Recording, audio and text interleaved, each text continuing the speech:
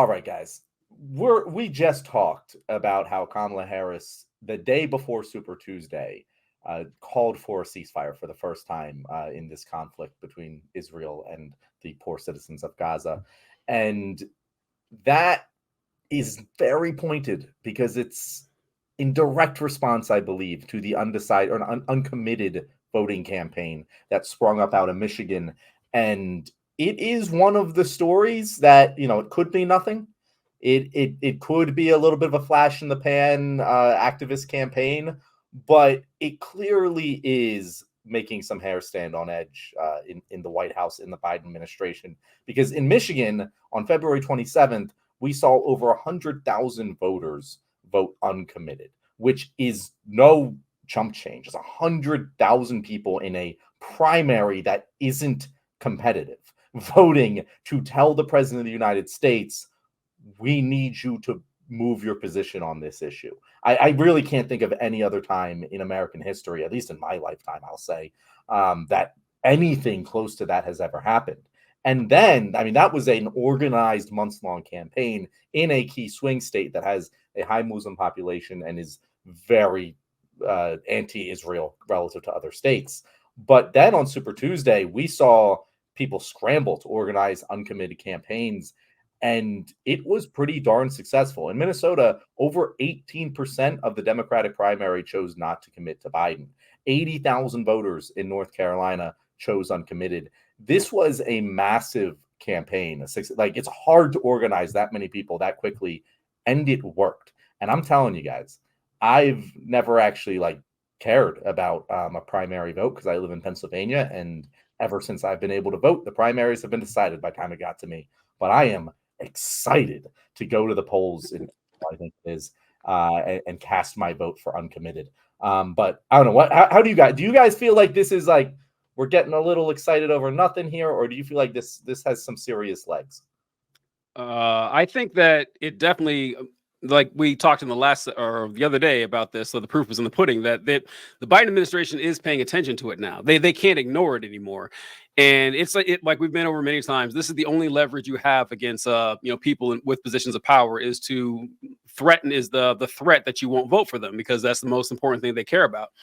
And I will say that it does put them, I don't feel sorry for them, but I'm not saying that, but I'm thinking about tactically, it puts them in a difficult situation. And I do see why, if you're looking at it just from politics, why they're a little slow to change. Now, morally, that's not the right decision, but I do get the political part, because you basically have three types of voters for the Democrats that for the general election. You have the group of people who are going to vote for Democrat Biden, no matter what. Biden has their vote locked down. That is the vast majority of the Democratic electorate. And then you have the people who are saying, we are not going to vote for Biden as long as he doesn't call for a ceasefire and he keeps supporting the ethnic cleansing of Gaza. And that's your uncommitted vote. But there's a third group that no one talks about that often. And that's the group of people who say, we are not going to vote for Biden if he does back the ceasefire.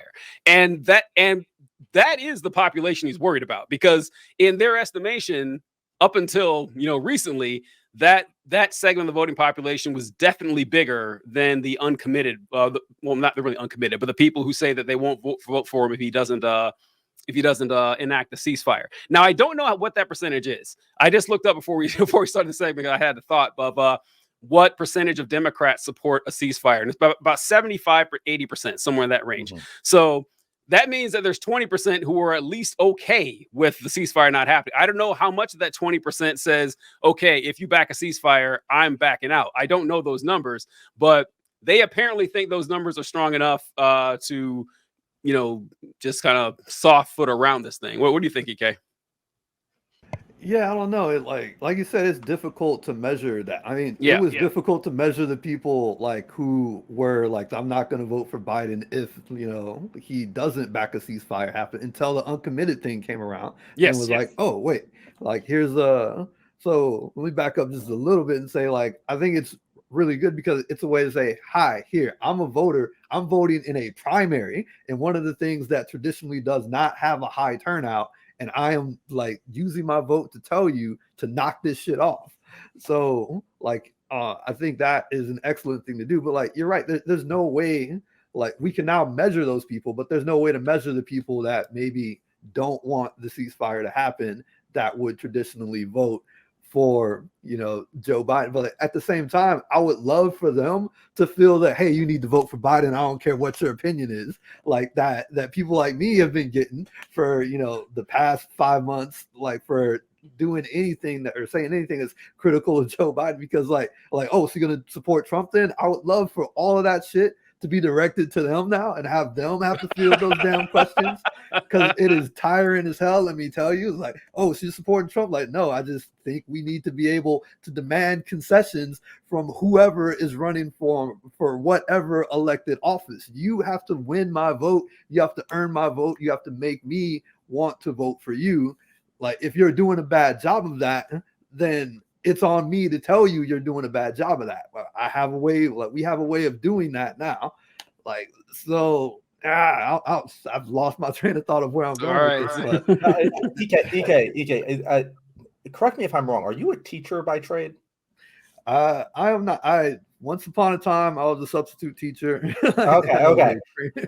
Whatever. Like, I thought you might have been a teacher, but like what you just explained was like a teacher teaching a child how the democratic system works. Like the very just basics of what a representative democracy is. You, politician, do something. I, citizen, decide whether I like that thing or not, and then I express that opinion in the polls. And you know what? In our system, we have first past the post. I might need to vote defensively in the general. So the best place for me to express my dissatisfaction with our party's candidate is in the primary. And that is exactly where people went and did it. And what really pisses me off, because I can at least understand the people who are like, yo, guys, don't criticize Biden. It's going to hurt him in the general, and we can't risk a Trump presidency. I disagree with you, but I get the reasoning. But what the fuck why is John Fetterman, sitting United States Senator, coming out and criticizing the undecided? Like, this isn't like randoms on the internet. This is a sitting United States Senator coming out, and my senator, by the way, coming out and criticizing people for voting in the primaries. Like, that is when you're supposed to do it. I don't know when we're ever supposed to voice our concerns, if not literally in the primaries. It utterly blows my mind. Yeah, it is sad to see when this happens, because it happens all the time. So I guess it's expected, but that politicians have this deep loyalty to the party and making sure the party looks good. And that's why people, they hate partisan politics, because of stuff like this, that they will defend any action as long as you don't criticize the candidate because you don't want to hurt the candidate, but it's really you don't want to hurt the party because you're going to hurt everybody else too and bring them down. Once again, I'm with John. I don't even think that's true. Because what's the point of the primary? Why bother having it in the first place? Like, if your whole thing is we need to make sure our candidate looks good so he gets elected, don't have a primary at all. Just have 6 months of kissing this guy's ass over and over again, saying how great he is. I mean, what's the point? And what annoys me on this as well, like, this is a bitch fest about what's going on with the Democratic Party or whatever. What annoys me is this is actually the Democratic Party. This is other people, but hearing them talk about how, listen, they're leading this charge of trying to get Biden replaced. People, listen to me. Joe Biden is not going anywhere. I mean, this is not because, I'm saying it's good that Biden's there. I'm not saying that I'm saying this is reality. So you can talk about it all day long, but they are not going to replace Joe Biden. They're not going to replace him with Gavin Newsom. They're not going to replace him with Michelle Obama. Now, they could. This is the funny thing about primaries, is that the primary system as we know it is relatively new. And if you go back before the 1960s, the primaries were pretty much a closed process. The party delegates voted for these people. They didn't have like these statewide elections in most states. They almost didn't really exist. They wasn't really solidified to the 1960s. So the party could replace Biden if they wanted. Like I remember learning about this when Bernie Sanders was running, and when I learned what the actual laws of the Democratic Party were, that if they want, they can just put anyone on they want. Like the actual primary system we have is still relatively new. So, we can complain to the party all we want, but it's not a government organization. It is a private organization that's free to act however they wish. Yeah, I think we should get to a place where like we can actually replace someone where it's not the incumbent, like the incumbent isn't guaranteed. And I mean, like, yeah, I know it's a traditional thing, it has always happened and everything, but like, come on, like if the Republicans had a crystal ball that told them that Donald J. Trump was going to lose in 2020, best believe they would have put somebody else in his place. You know, if there was a crystal ball that said that Jimmy Carter wasn't going to win in 1980, the Democratic Party would have put somebody else in his place. Same thing with George H.W. Bush. Like the Republican Party would have put somebody else in their place to have them not be a one-term president and then have, you know, the opposing side win those elections. And I think with Joe Biden, you have so many people that do not want to vote for him, that still want to vote Democratic, you know, putting things aside that they shouldn't put aside, still want to vote Democratic, and like, but they don't want him. And like, at this point, it's too late. Like, I will concede that it is too late. We're just stuck with it. But like, we need to get to a point where it's like, okay, this person won the election, so now we have to vote for them in the next election. That shit's got to end. We have got to get past that. It doesn't make any sense. And for those who are watching this right now, recorded, like you normally do on our YouTube channel, the normal YouTube videos, we are also recording these live on Thursdays when we record them. And we had a comment just come in on our live show from Lena saying that the notion of U.S. elections are where the working class is going to make political actions is a deeply false one. We need to vote to stave off fascism and work to build socialism outside the established system. So I kind of want to throw that to you. I want to discuss that. Is it possible? Obviously, we're used to just sluggish, slow progress and everything. Do you think it's possible that we can ever get there through the established electoral system? Or do you think there needs to be large-scale change before the electoral system in the U.S. can ever be a upstanding representation of the working class? I don't think those are mutually exclusive. Honestly, I do get the sentiment that you're not going to vote your way into communism. I do understand that sentiment. However, the formulation of a game plan is very important here, and as of now, we don't have one that's like actually. Trust me, like my name might count as powers taken, not given. There's a reason it is called that. But in the current system that we have, I think a lot of times a problem we have on the left is that we overestimate how many of us there are. That's because we talk amongst ourselves. Yeah, all our friends are leftists, so we know a bunch of leftist creators. We went to college with people who are leftists, but we are essentially like the mirror image of like the 20%. We're probably not even 20%, like the 20% of the country that are the Christian right-wing evangelicals. We're the left-wing version of that, but there's probably fewer of us than them. So I would agree that, relying on votes isn't really the way to go. And so, your actions within your community and growing it out that way and putting in the work like the Republicans did, like starting back 70 years ago, or, 70 years ago is how we change it. But we have to change the makeup of the country first before we can even have a decent argument about whether we can do it with votes or not. That's my opinion, at least. Yeah, like you cannot you cannot vote yourself out of fascism. Mm-hmm. Yeah, it is highly unlikely you can vote yourself into socialism. Like there's got to be some sort of thing, coming from the outside, like that pushes that through or whatever. I think like going to grassroots and making as much change as you possibly can in your community is a big help to get some more leftist things through. Also, like, and I've been trying to work this out a little bit. I remembered like this like 5 years ago, Vox made this video about like Fox News, like the idea of Fox News in general, where because before Fox News, like you basically had like whatever your mainstream media source was, like, and they had their editor and whatever their biases were, because all media is biased, doesn't matter what side it's on, like, and whoever was the news editor there would basically make a decision about what to print, what to send out to the people. And then you have Fox News come around, and it's not really the news, but it's news like enough to where Like you can present it as news. And then you basically have a lot of people on the right with like some of the crazy conspiracy theories or just like random takes that they have. And Fox News is airing it to the point that it's shifting the Overton window. And like now the mainstream media has to talk about what Fox News is talking about, even though it doesn't actually have any merit. And nothing like that exists on the left. So they're like, and nobody's got the billions of dollars Yeah.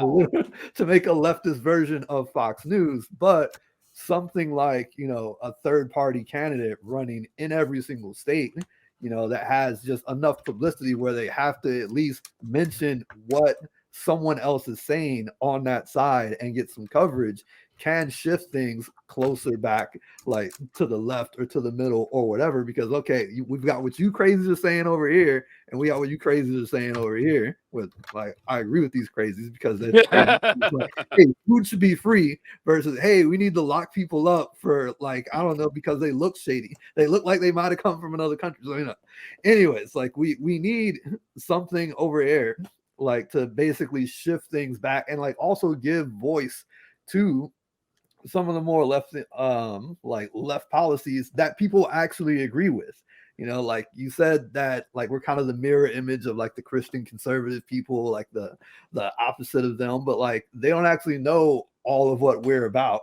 Like the same as I think a lot of the left intentionally avoids trying to understand what some of the people that are on the far right are about. Like it's misunderstanding like the intelligence of those people, or like trying to like paint them as the most idiotic people that you see in your random social media videos and stuff like that.